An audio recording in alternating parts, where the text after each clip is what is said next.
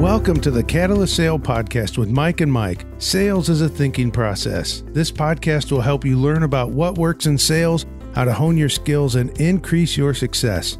I'm your host, Jody Mayberry, and I'm here today with Mike Simmons and a very special guest, Jennifer McClure. I'm going to ask Mike about Jennifer, but I'll just tell you up front, when Mike asked me, who do I need to have on the Catalyst Sale Podcast? I said, oh, Mike, you have got to talk to Jennifer McClure because she is one of the best people I know. She can speak to so much, but I really like how she has this background in human resources. She understands influence. She understands executive presence. There's so much. So, Mike, that's how you got introduced to Jennifer. Now you can take it from there because you have talked to Jennifer since then. Well, I can tell you one thing. I hope that someday I can get that kind of introduction from you, Jody, because that is awesome. And I would say Jennifer's amazing. We kind of have been around a similar circle where we touch on a couple of different points and background. Most people know about my background on the L&D side or ed tech side of things. But in the first conversation that I had with Jennifer a couple of weeks ago, we really hit it off on some of the ideas that she had around innovation and just this passion that she has for improving the way that organizations work. So really excited to have Jennifer on the podcast. And one thing I would start off with saying is, if you're not following her on LinkedIn or following her on Twitter, do so. She puts some great content out there and shares some great information. So Jennifer, can you share with the audience a bit about your background, kind of where you've come from, what you're doing today, just to lay some context? Sure. Well, my background is about 20 years as an HR leader and executive in the corporate world and in a variety of different companies. And then I moved into a stint in executive search, working with leaders to bring other leaders into their company and be a part of their team. And about 7.5 years ago, I started my own business called Unbridled Talent. And I am primarily a speaker. So I like to teach and encourage and educate people. And so I'm out there talking to leaders at conferences, events, and at corporate events about talent strategies, leadership development, career development topics. And so that's primarily what I do, a little executive coaching as well, and some consulting every now and then. And I also have another business that I have a partner with, and it's called DisruptHR. And we formed that in Cincinnati in 2013. And since then, it has grown to over 100 licensed cities in 23 countries in the world. And we've got over 1,200 5-minute talks out there online. So DisruptHR events are volunteer organized events. People come together, give a 5-minute talk about a topic related to the future of work or employment or anything related to talent. And it's been really cool to see that grow and to see so many people getting involved. So if you want to learn more about DisruptHR, you can go to disrupthr.co. Perfect. And we'll add links into the show notes. So that's when I hear disrupt, the main thing that kind of clicks in my head is innovation. It's not disruption for the purpose of irritating people and frustrating folks and seeing how you can tear things down. It's more about how do we get better? How do we change behavior and shift the paradigm, if we want to throw buzzwords in there. So can you talk a bit, 20 years, extended career, a lot of experience, multiple organizations, speaking in front of groups. What are some of the things that are happening in this space today that get you excited in the context of innovation? I guess I'm really excited to see the need for innovation. You know, the pace of change in the world of work is so fast. The pace in terms of the humans in the workplace and what they need to do differently and how we do work is so very different than it was even 5 years ago. So that's exciting to me. It's also exciting to me, and I'm wired a little different. I like to solve problems. I'm a problem person. So I learned I learned late in my career that I'm actually drawn to situations where there's a problem and something needs to be fixed. So I kind of view that as right now in the world of work, there's a problem in that a lot of innovation and new ideas and new thinking is necessary, but we still have a lot of people that aren't doing it. So I'm excited about the opportunity to be a part of bringing people into thinking about how they can think differently, how they can do things differently, and how they can get more creative about approaching the problems and challenges in their business. Very cool. So how do you distinguish between the signal and the noise in that environment? Like, there are a lot of people who will talk about innovation and talk about how important it is, but they struggle with execution. How do you distinguish between signal and noise there? Oh, that's a good question. I think, how I kind of look at people who are actually innovating versus the people who say they want to innovate. And there are plenty of companies out there that say, we want to hire people who are innovative. We want to hire people who can change things. We want to, we know it. But then you look and nobody is allowed to fail. And that for me is the biggest indicator is if somebody actually tries something and fails, what happens? And are they actually encouraged to go out and try 3 things, hoping one of them will hit? So that's where I kind of look is, are we letting people fail? Because there's rarely innovation unless you've tried something. And there's rarely people trying something where they're not failing and then learning and iterating in order to get better. So that's how I separate it. Are we allowed to fail? Are you open to failure? And also not just are you willing to say that we'll allow people to fail, what actually happens when they do? Yeah, I mean, imagine if as our kids are growing up, we put them on a bike and we left them on training wheels the entire time, or even we start with training wheels that entire time. Before you know it, they're riding on a 4-wheel bicycle and there's no opportunity to fail. It's that time where they can move one of the training wheels up, be uncomfortable, fail, learn, adjust, adapt, move forward. That's awesome. Right. So most of the people who listen to this podcast are early stage founders of organizations. Some of them are new sales reps who are just moving into their first role as a sales professional. Some of them are seasoned sales reps who are just looking to adjust and adapt and sharpen the saw a bit, And some of them are those who are making a transition in their career from maybe a communications role or marketing role into a sales role, or from a product role into a sales role, or even a project management role into a sales role. As people make that transition and they start to look for new opportunities, what are some important things that they should consider in that transition period? I think, it's really important if you're looking to make a transition, whether that's to level up in your career or to start a new career or even to transition into something different, go out there and talk to some people right now who are really knocking it out of the park. Find out from them what their story is, how they got to where they are, how they've been successful, again, where they've failed, what advice they would give you. Too often, I think when people are looking to, whether it's engage a mentor or get a job or get promoted, they go and they ask somebody, how can I get promoted? Or how can you help me get a job? Or will you be my mentor? When really all you need to do is ask that person to share their wisdom. And so I think that's something that a lot of people miss out on the opportunity because they're too busy being a person in need rather than looking at how they can learn and serve. So find somebody who's doing what you want to do or working in the industry that you want to do, or even a customer that, you might typically call on and just say, tell me about how you got where you are. What are some of the challenges that you faced? What do you think the opportunities are in the field today? What advice would you give someone like myself? And just really open up yourself to receive that wisdom. It's amazing how that applies, not only in hunting for a job and finding a new opportunity, making a transition, but also in the sales role when you're trying to generate business, right? If you start with, here's why you should be buying my product and this is what you should be doing, or what can I do to help you better understand why you need floor mats inside that car, or if you'd like fries with that, or even on the more strategic side about how this new technology is going to replace existing technologies and optimize your business. When you're doing that, you're talking about yourself. Mm-hmm. You're not taking the time to ask people about themselves and ask them to share. Is that, when you think of the people that you've interviewed, the roles that you've placed, the recruiting that you've done, how often do people start with the customer first versus start from their perspective? Almost never, whatever that percentage is. It's like a lot of things. We're all doing it wrong. You can look at your day and any sales interaction that you have, and almost always it's a sales pitch. Here's my product. Here's what it does. Here's why you should talk with us. When can we schedule a call? Instead of, every day I'm getting emails from people asking me about, can we help you with hiring people for your team? We have a performance management solution that we'd like to share with your company. And I'm like, dude, all you have to do is look at my LinkedIn profile to see I'm self-employed. That is just, first of all, it's doing research. Second of all, you've tried to sell me a solution that I don't need.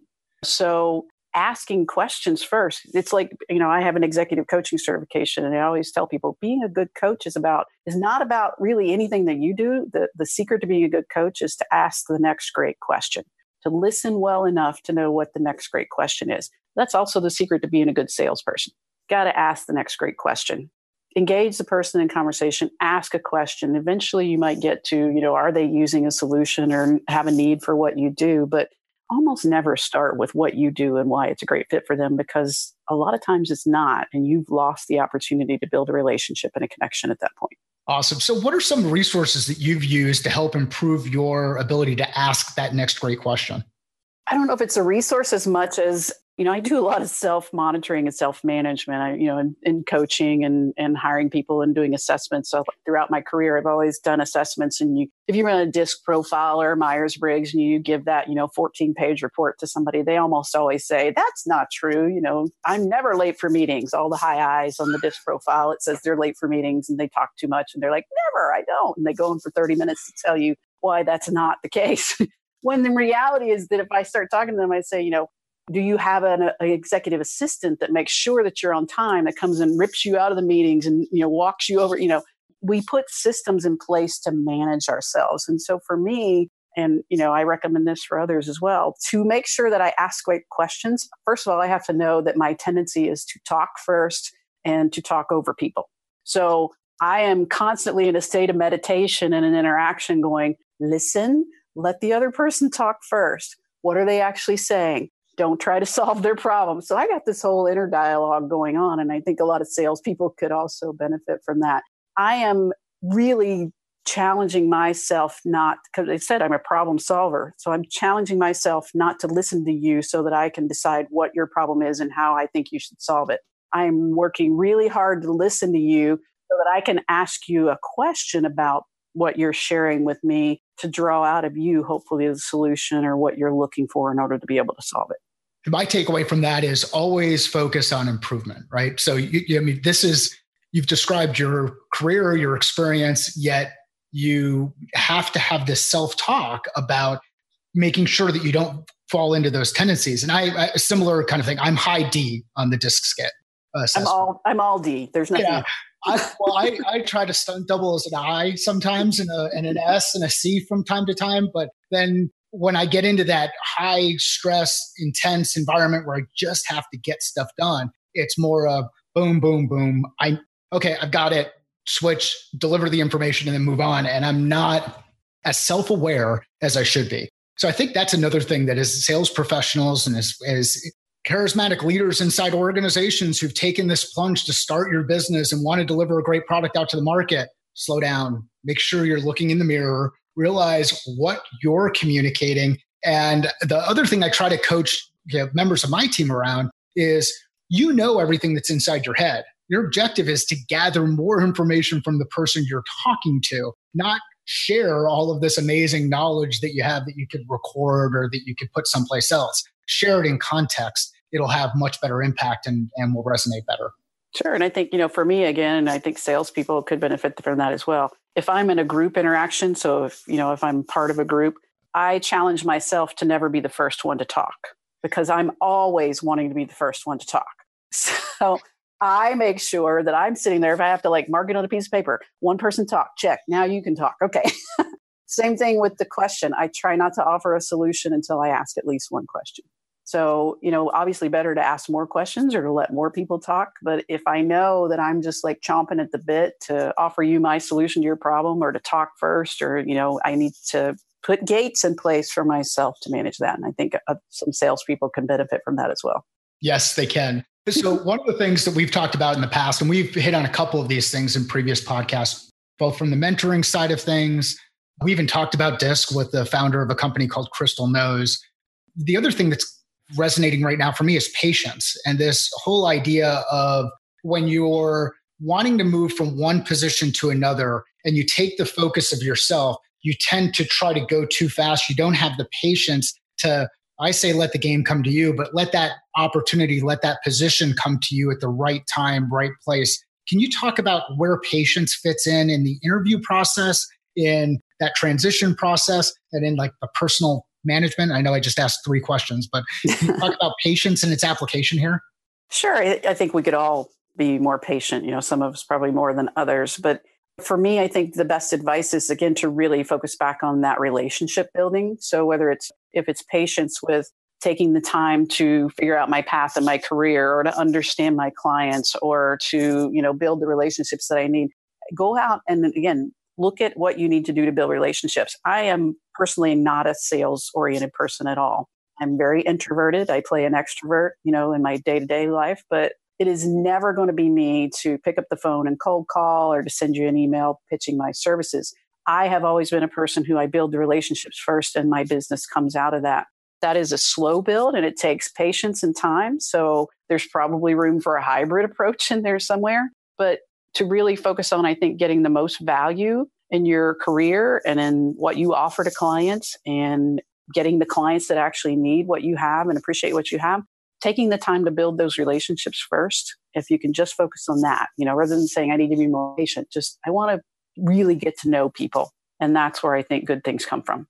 You had mentioned on the podcast, that recent coaching podcast, where people get frustrated with the idea of, I've got to talk with HR during the hiring process, and they kind of dismiss HR in the hiring process. And it happens over and over and over again. So I want to highlight that look, that's part of understand the process. Don't make it about you, make it about the organization. Treat people with a level of respect. So Jennifer, I heard you say one recently, and I think it was on a podcast that you were on recently, where you were talking about HR in the interview process. We're a small organization.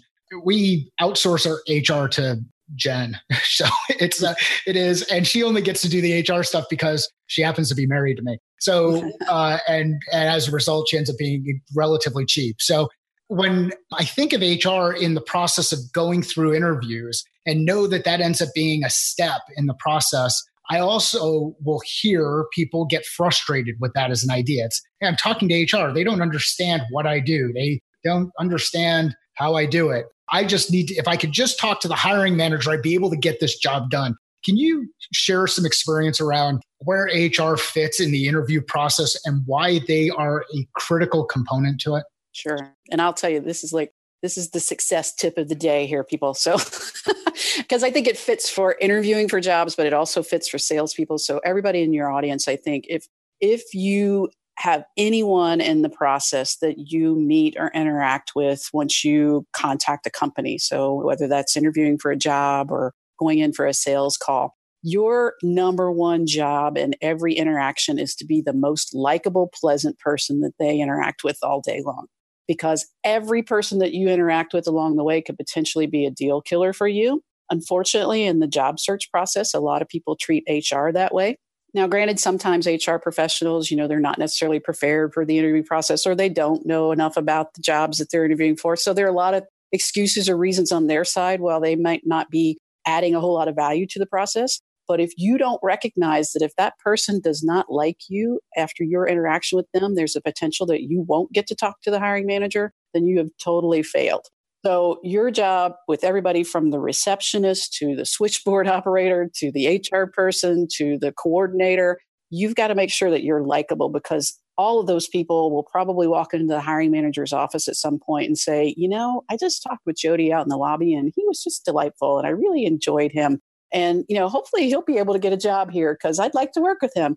You can't replace that. And if you treat somebody in the interview process or in the sales process like they don't matter, you're shooting yourself in the foot, because that person that you think doesn't matter can walk in and with just one word say, I really didn't like them at all. And you'll be out.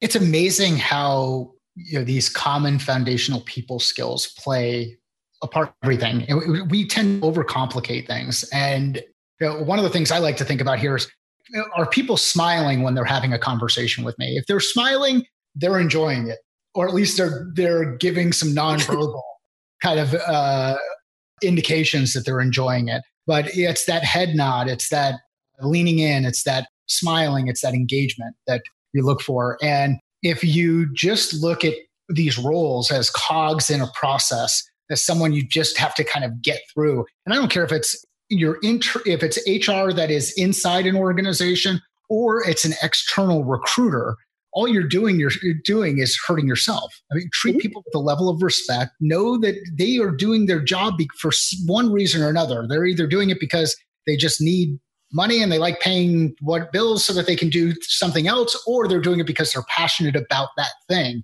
And if you can get them talking about why they do what they do, they open up and they tend to get excited and they get interested and they get engaged. And that's a way to separate yourself from everybody else in the process. The negative side of that is if you're a jerk, that's another way to separate yourself.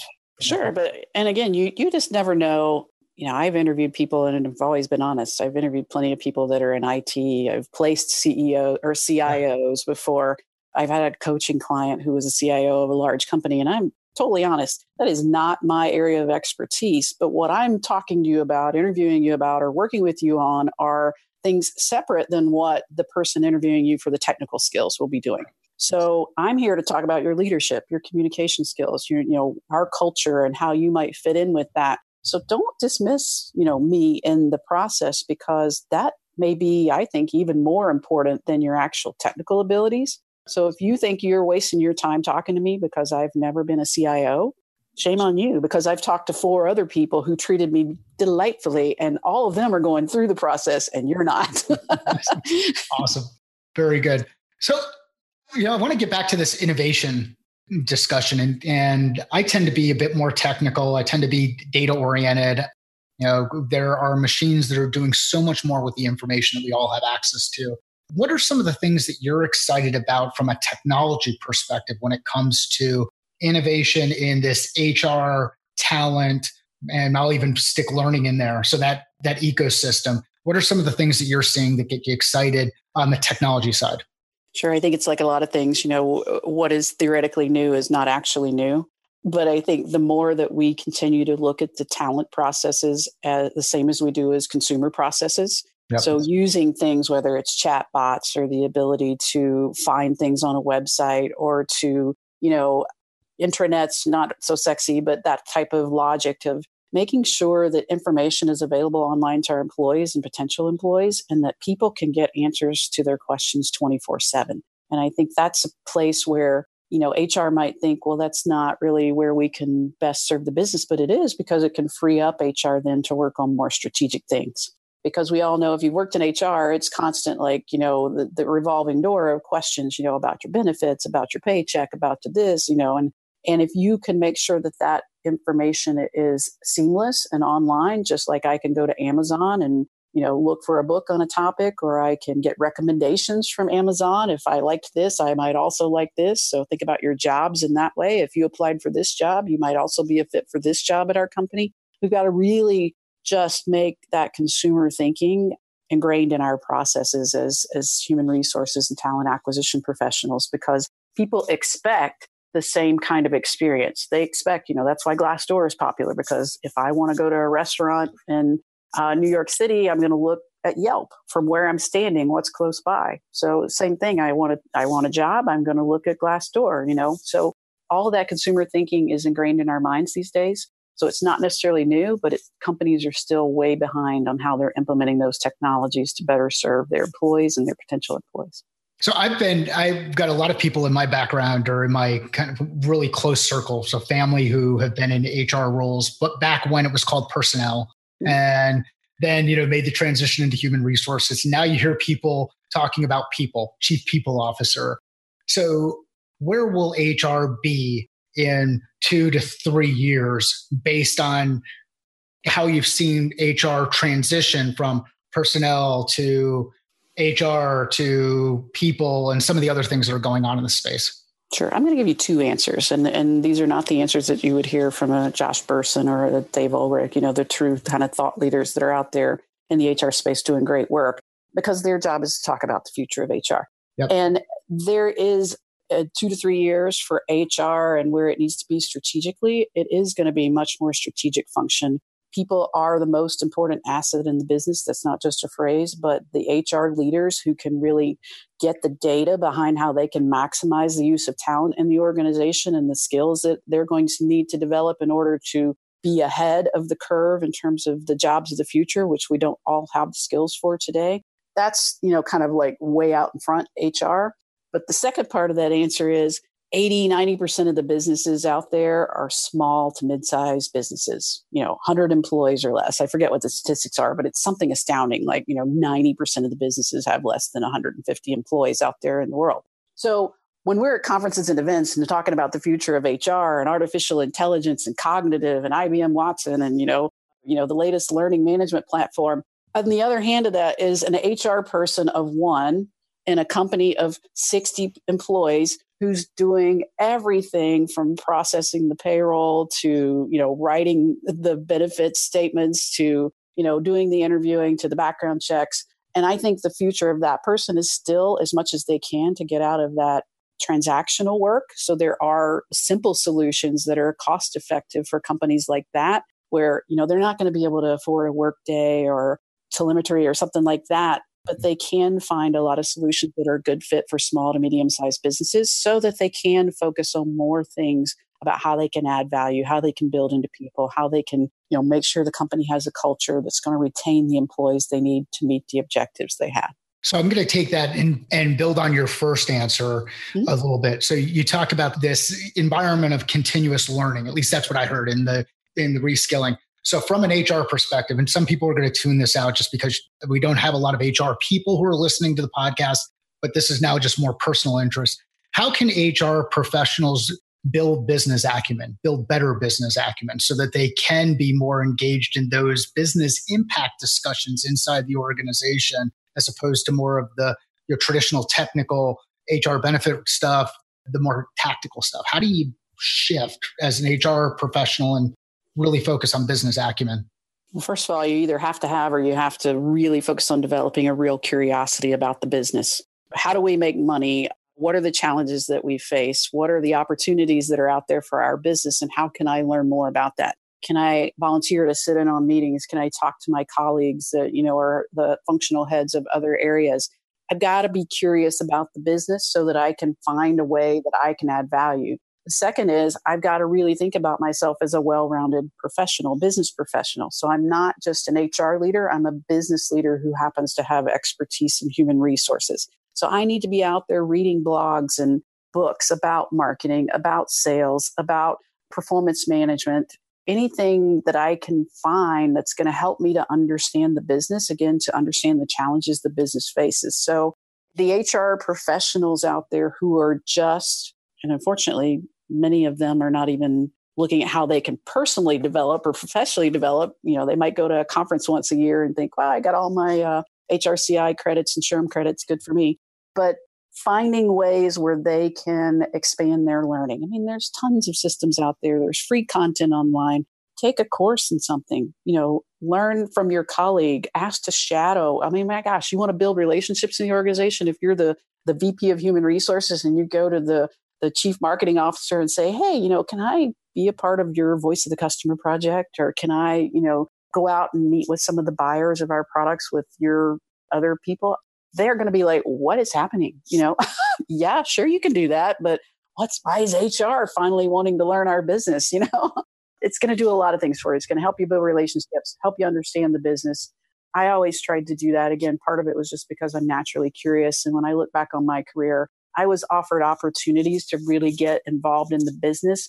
In two of my jobs, the CEO asked for me to be put on a project that was not human resources related because they felt like I was the best person. In the first job, they wanted me to lead the total quality initiative for the company.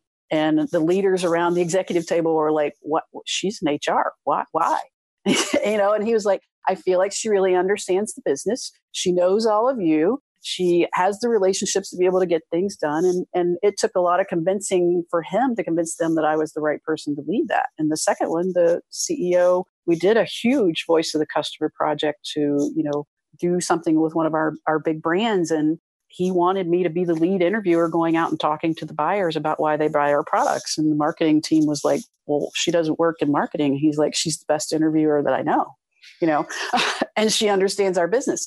So you can't buy those opportunities. You've got to earn them, and you earn them by being curious about the business, being involved in the business, and having something to say.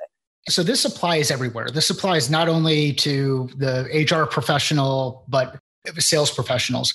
How can you ask someone to enter into a business relationship with you if you've not taken the time to understand their business and understand them and understand their role and where they fit into the organization.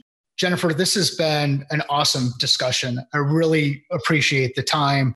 Where can people find out more about you? Sure. You can find all things Jennifer McClure at jennifermcclure.net. I'm also on Twitter at Jennifer McClure and on LinkedIn as well. You can find out about DisruptHR at disrupthr.co, and we're all over the social medias as well. Awesome. We will add those links into the show notes. Jennifer, again, thank you very much for your time. Jody, I'll turn it back over to you because I think I stole your thunder at the end of the podcast. You did. I was all ready to ask Jennifer that question, and then you just jumped in and took it from me. Well, so let me add a comment then. I recently got to speak at a conference Jennifer spoke at, and I thought, oh yeah, I must be doing something right if I get to speak at the same place Jennifer does. Not everybody gets that. No. So if you get the chance to see Jennifer speak, you should do it. She is great. And I just want to thank you, Jennifer, to take the time to talk with us today. You've added so much. So thank you. And thank you, Mike. You did a great job finding out what Jennifer knows. Hey, someday I might try to take your job as an interviewer. Well, that's kind of what I'm afraid of. Jennifer, thank you. All right. Thank you, guys. And thank you so much for listening to the Catalyst Sale podcast.